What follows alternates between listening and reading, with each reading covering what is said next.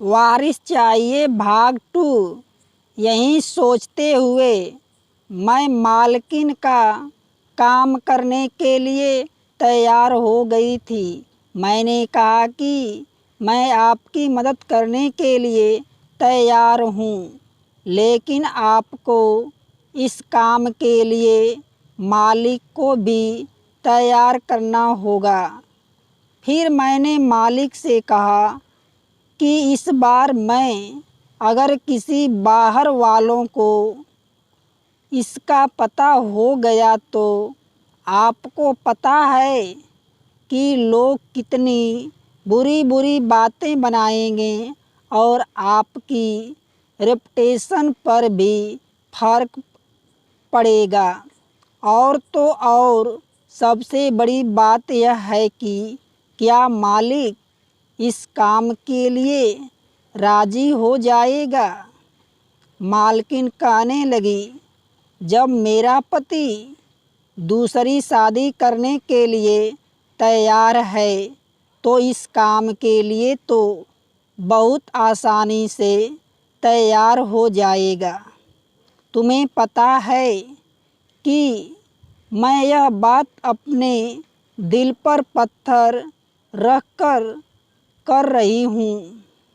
मैंने कहा, मालकिन आप एक बात मालिक से बात कर लो, इसके बारे ही हम इस काम की शुरुआत करेंगे। यह बहुत बड़ा काम है और बहुत रिस्की काम है। आप सोच लो और समझ लो।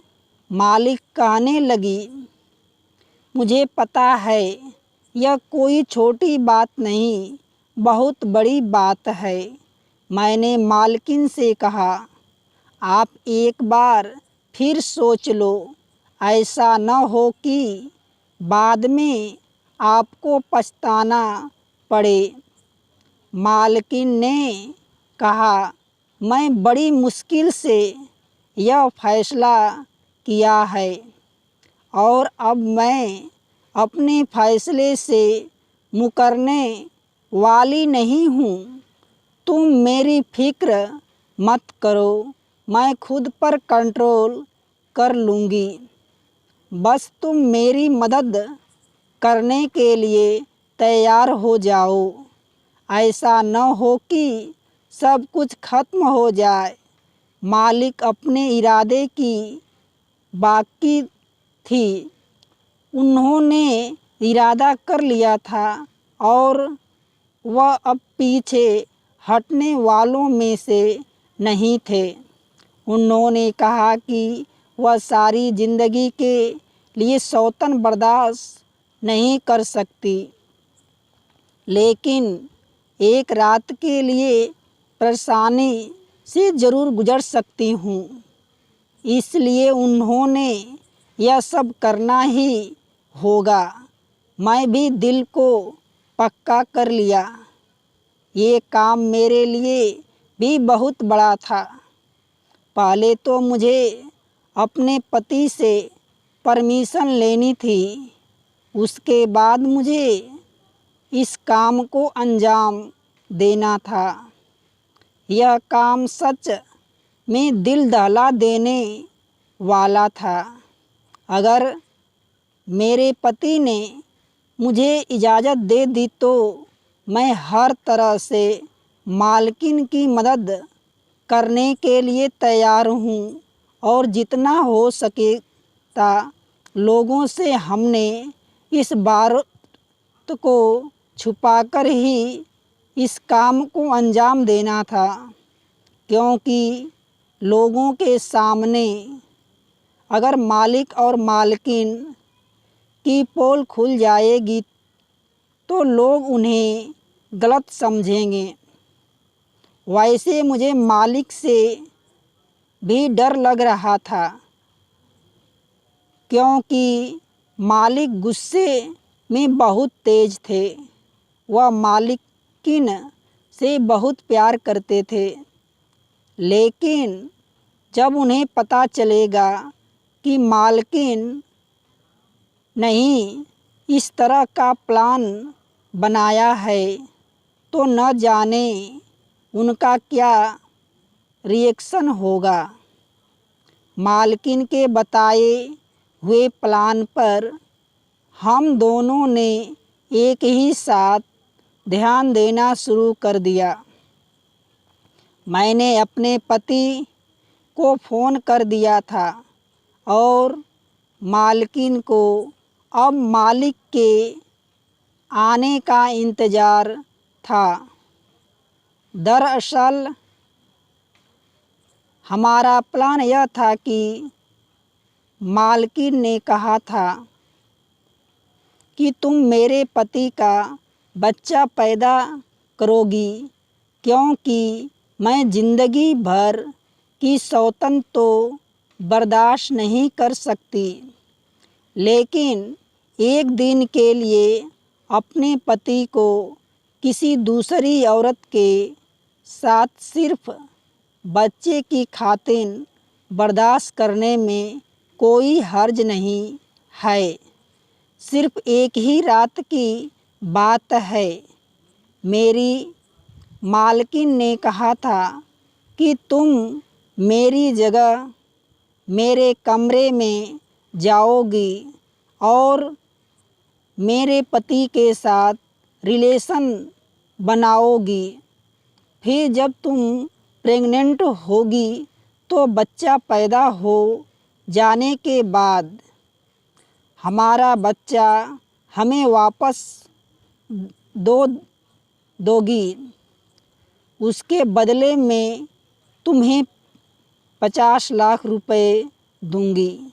मुझे इस काम से कोई प्रॉब्लम नहीं थी, क्योंकि मेरे पास तो पहले से ही 3 बच्चे थे, 2 बड़े थे और एक बेटी थी। भगवान ने मुझे बेटा और बेटी दोनों दिए थे, इसलिए मुझे अब किसी बच्चे की ख्वाहिश नहीं थी और मालकिन को तो वैसे भी उनके बाद अपना बच्चा ही चाहिए था।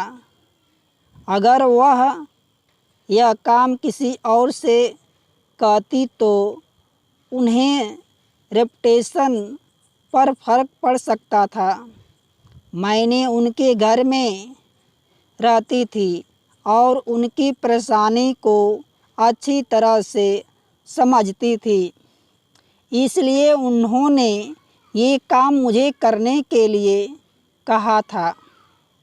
लेकिन एक औरत के लिए यह काम बहुत मुश्किल है कि वह अपने पति के साथ किसी दूसरे औरत को बर्दाश्त करे।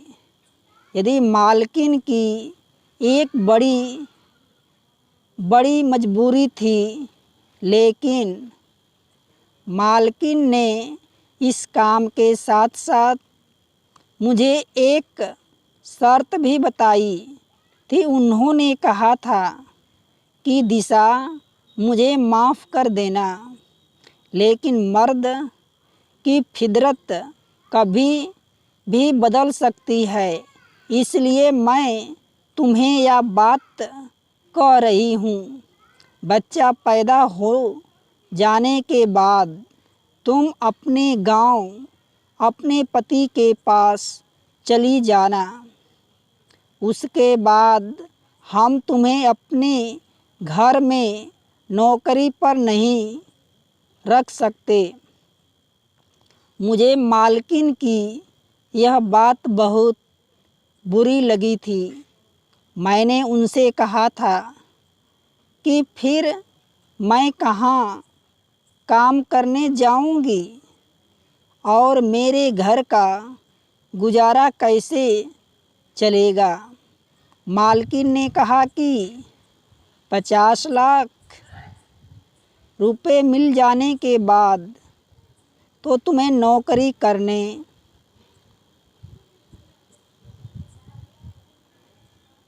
की ज़रूरत नहीं, और दूसरी बात ये है कि अगर फिर भी तुम्हें दिक्कत हुई तो मेरा नंबर तुम्हारे पास है, तो मुझे कॉल कर सकती हो। तुम्हें जितने भी पैसे की ज़रूरत होगी मैं तुम्हें देती रहूँगी, क्योंकि मैं तुम्हारी सारी ज़िंदगी की एहसासमंद हो जाऊँगी, इसलिए सारी ज़िंदगी तुम्हारी मदद भी करती रहूँगी। मालकिन की यह बात सुनकर मैं बहुत खुश हो गई। मेरे अपने पति को कॉल लगाई और उसको यह सारी बातें बता दी थी। पहले तो मेरे पति को इस बात पर गुस्सा आया, क्योंकि मर्द के जाहिर सी बात है कोई भी मर्द अपनी पत्नी को दूसरे मर्द के हवाले नहीं कर सकता। लेकिन मेरा पति लालची आदमी था, उसका दिमाग भी थोड़ा गलत हरकत तो में फंसा हुआ था। मेरी बेटी भी वह अपने दोनों भाइयों का ख्याल रखती थी और खाना वगैरह बना लिया करती थी।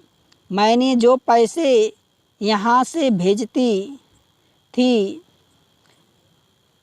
तेरा पति उन्हें दोनों हाथों से लुटा देता था और उसने काम करना तो बिल्कुल छोड़ दिया। सिर्फ मेरे पैसों से अय्याशी करता था। पहले वह किसान था और मेहनत मजदूरी से पैसा कमाता था, पर यह मैंने बहुत बड़ी गलती कर दी थी कि मैं नौकरी करना शुरू कर दी।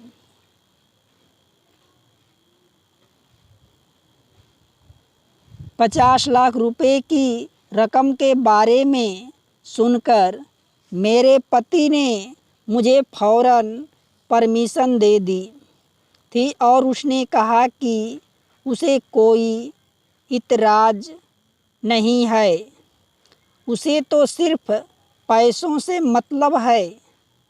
मैं जब मालकिन को बताया कि मेरा पति राज़ी हो गया है, तो मालकिन खुश हो गई और मालकिन ने जब मुझे ये बताया कि उसके पति भी खुश हो गए, पहले तो वह भी थोड़े नखरे दिखाया रहे थे, लेकिन उन्हें यह औलाद चाहिए थी और अपना खून चाहिए था, इसलिए वह इस काम के लिए तैयार हो गए।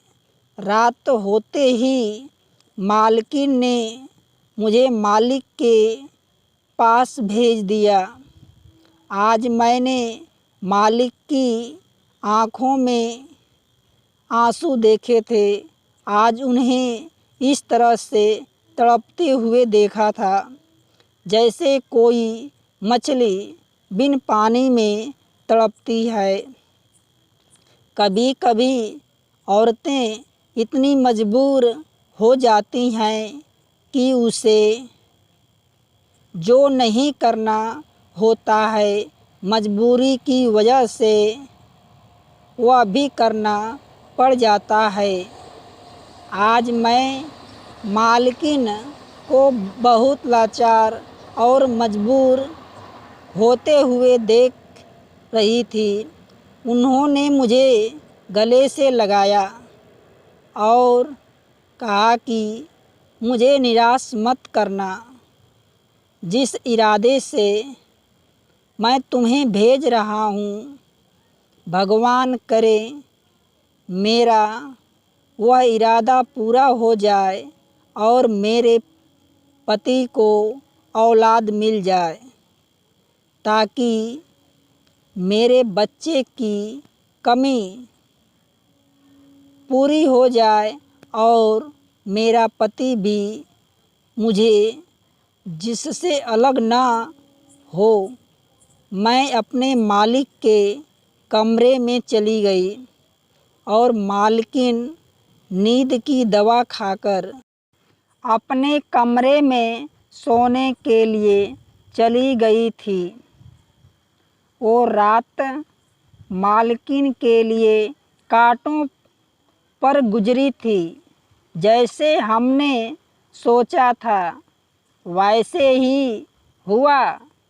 हमें ज़्यादा इंतज़ार करने की ज़रूरत नहीं पड़ी और जल्दी ही मेरी तबीयत पहले ही दिन से खराब रहने लगी थी। मालकिन ने मुझे शहर की सबसे अच्छी डॉक्टर यहाँ दिखाया था। डॉक्टर ने मुझे गुड न्यूज़ सुनाई थी तो मालकिन और मालिक बहुत ज़्यादा खुश हो गए। मालकिन से ज़्यादा तो मालिक खुश थे। उनकी तो खुशी का ठिकाना ही नहीं था।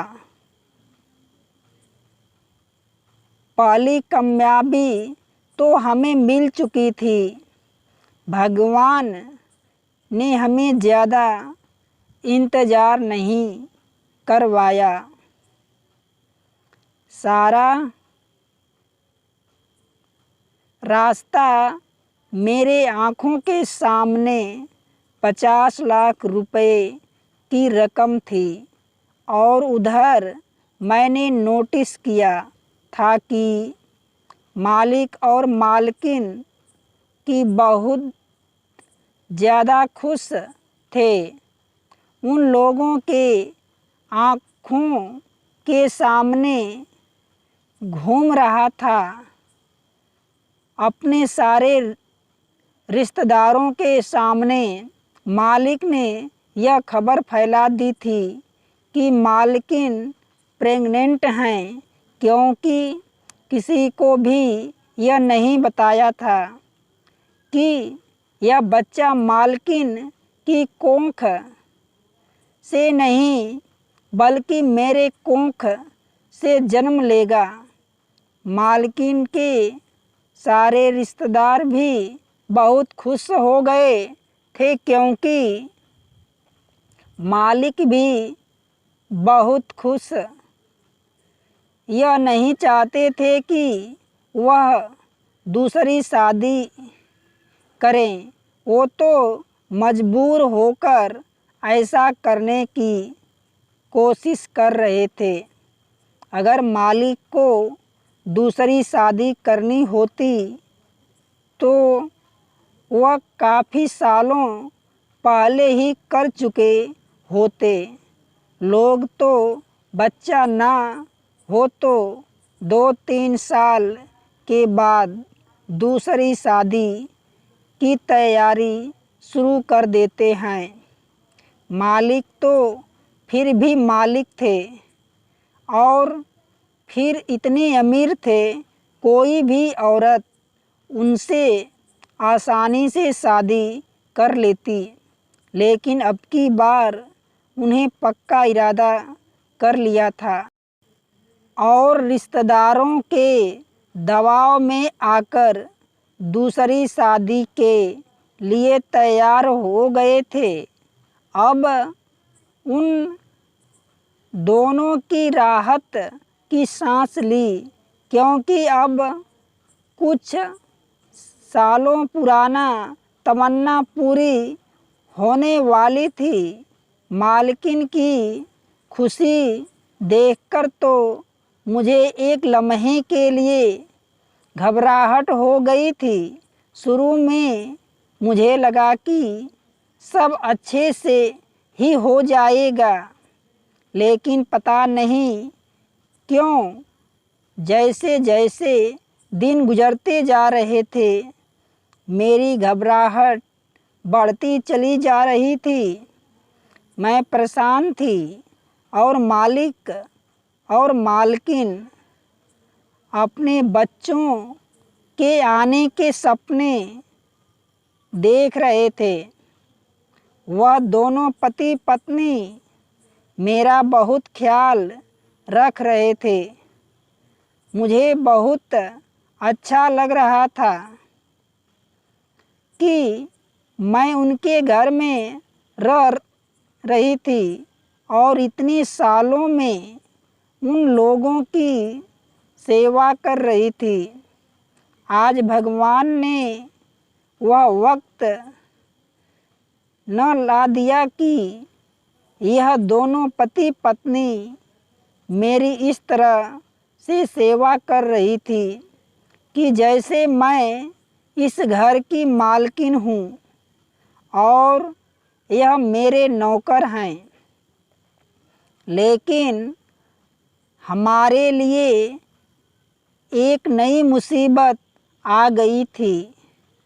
मालकिन के रिश्तेदारों को जब पता चल रहा था कि वह प्रेग्नेंट हैं तो काफ़ी सारे लोग उनसे मिलने के लिए आ रहे थे और उनसे न जाने किस किस तरह के सवाल कर रहे थे। मालकिन तो प्रेग्नेंट नहीं हुई थी, इसलिए उनके पास हर सवालों का जवाब नहीं होता था। वह कंफ्यूज हो जाती थी। इस बात से परेशान होकर मालिक ने कहा कि हमारा बंगले में रहना ठीक नहीं है। यहाँ पर कोई ना कोई आता रहता है। मालकिन की प्रेगनेंसी का तो किसी को यकीन भी नहीं आ रहा था। मालिक ने कहा कि ऐसा न हो कि लोगों को गड़बड़ का एहसास होने लगे। इतने मेहमानों के आने की वजह से मालकिन और मुझे हम दोनों कोई परेशानी का सामना करना पड़ रहा था, क्योंकि मालकिन को आराम करना होता था और मुझे घर का काम करना पड़ रहा था। इसलिए मैंने मालकिन को एडवाइस दी कि हम उनके दूसरे शहर में बने हुए रिसोर्ट में रहने के लिए चले जाते हैं। वहाँ पर हम आराम से वक्त गुजार लेंगे और मालिक अपने रिश्तेदारों को बता देंगे कि मालकिन अपने मायके में जाकर रह रही हैं।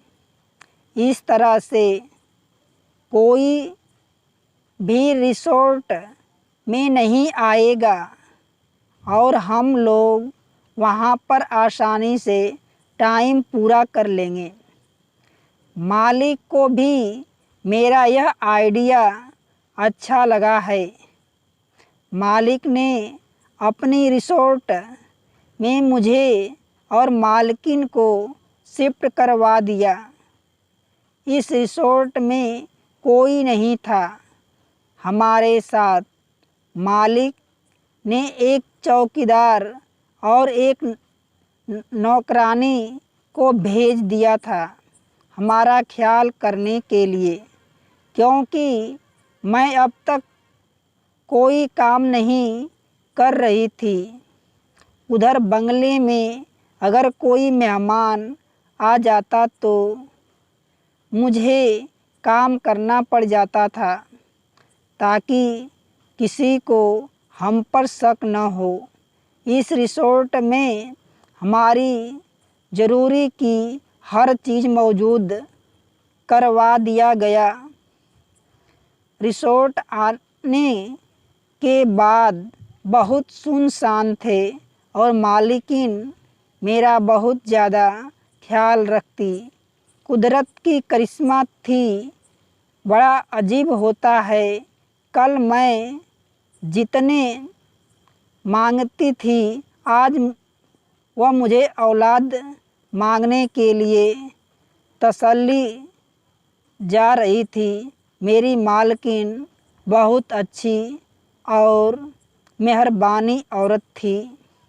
मैंने सोची थी, मालकिन तो इतनी अच्छी हैं, फिर भी उनके साथ अच्छा क्यों नहीं हुआ?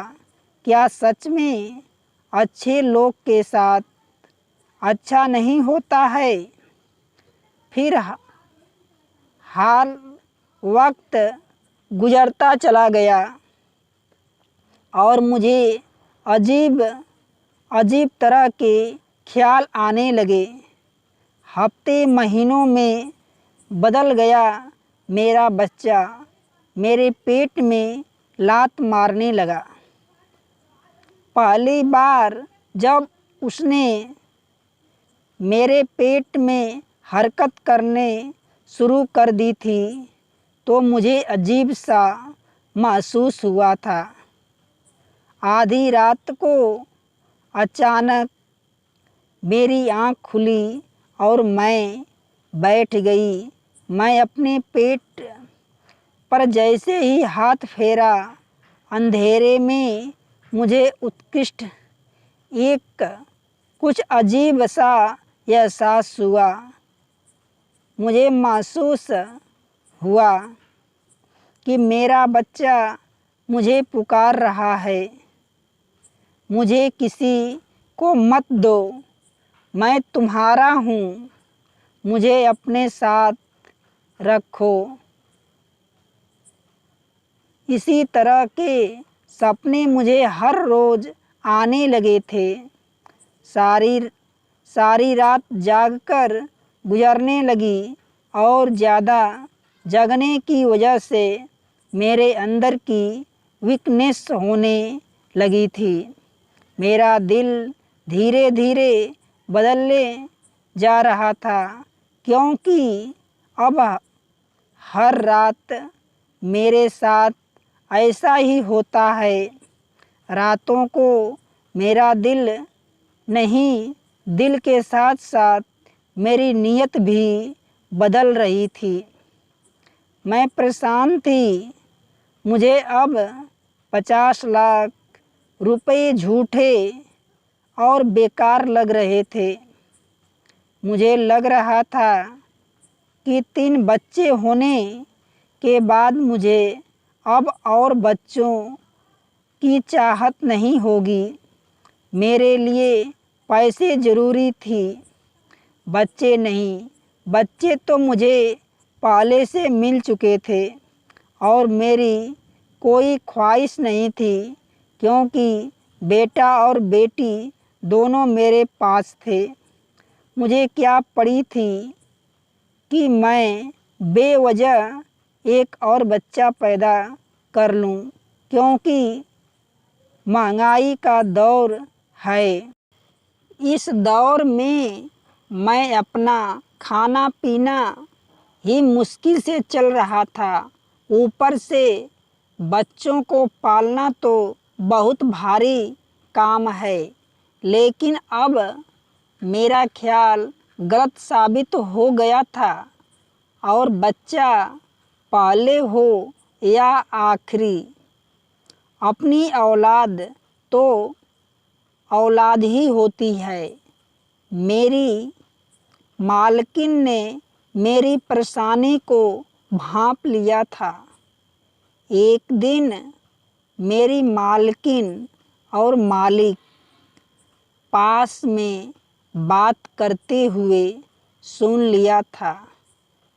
मालकिन मालिक से कह रही थी कि कहीं ऐसा न हो कि मौके पर दिशा की नीयत बदल जाए।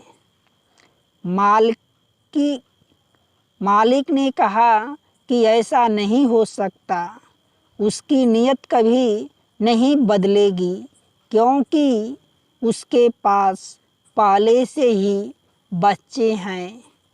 उसे पैसों की ज़रूरत है, बच्चों की नहीं। वह मुझे भी बार बार सवाल करती थी कि मैं इतनी खामोश क्यों रहती हूँ। मालिक ने हमारे लिए फल फ्रूट जूस हर ज़रूरत का हर सामान ले आते थे। हर महीने मेरा डॉक्टर से ट्रीटमेंट भी चल रहा था। फिर जैसे तैसे वह दिन भी आ गया था। डॉक्टर ने मुझे डिलीवरी की डेट दे दी थी। यह बात मेरी मालकिन ने फ़ौरन मालिक को बताई तो मालिक बहुत ज़्यादा खुश हो गए थे। मालिक ने मेरे इलाज के लिए मालकिन को बहुत सारे पैसे दिए थे और कहा था। दोस्तों, कहानी का शेष भाग 3 में। यदि कहानी अच्छी लगे तो लाइक शेयर सब्सक्राइब अवश्य करना।